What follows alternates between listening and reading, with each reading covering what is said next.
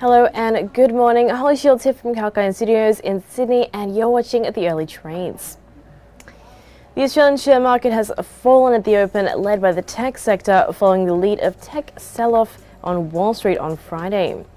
The S&P ASX 200 index dipped 0.4% and NextDC fell 3.1%, Nasdaq Global declined 2.9% and Tyro Payments was down as well 2.7%.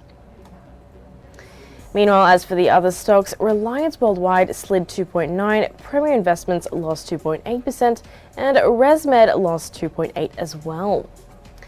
AGL Energy was trading 6.1% higher at $6.66 a share.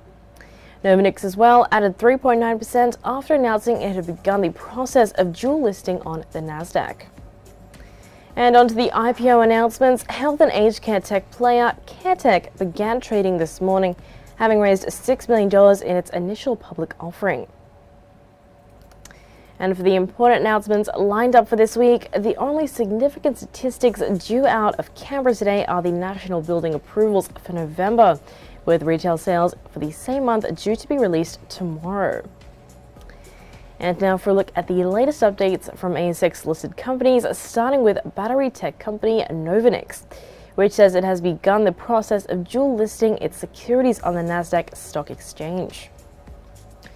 It announced on the May 2021 period that it was exploring a secondary listing on Nasdaq, and Novonix has filed a registration statement, Form 20F, with the US Securities and Exchange Commission. The US listing is expected to take place after the SEC and Nasdaq have completed their review process, and of course upon the effectiveness of the registration statement. Meanwhile, Incitec Pivot has agreed to acquire Explinovest, the holding company of the Titan Nobel Group, a leading industrial explosives manufacturer and drilling, blasting and technical services provider based in France. The purchase price of the $142 million represents an expected acquisition multiple of 7.8 times the financial year 20 EBITDA. The acquisition will be funded from Incitec Pivot's existing cash and debt reserves. And then in other news, VGI Partners shares are trading at a 2-month high after confirming speculation that it was in a merger talk with Regal.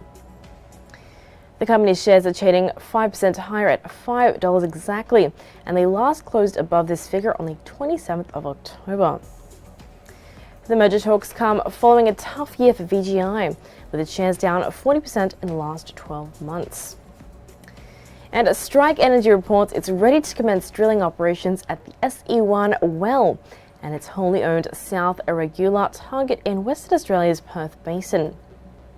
The announcement follows the company completing the mobilization of its Ensign 970 drilling rig to the well.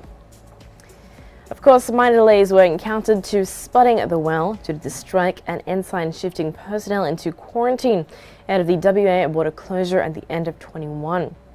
Although staff granted clearance are expected to begin full-year duties towards the end of this week. And FYI Resources has reported quality results from their extended high-purity alumina pilot plant trial. Results from the second week of the extended HPA pilot plant operations saw an average purity of 99.998% and achieved during a week-long campaign undertaken in collaboration with the Alcoa of Australia. Operating from the 7th of December to the 14th, the joint development trial generated product with samples from all stages of the process, then sent to EAG laboratories in New York for analysis. Well, that's just about all for now on the early trades, but stay tuned for more on Kalkine TV because we have many more shows lined up for you later in the day. This is Holly Shields signing off.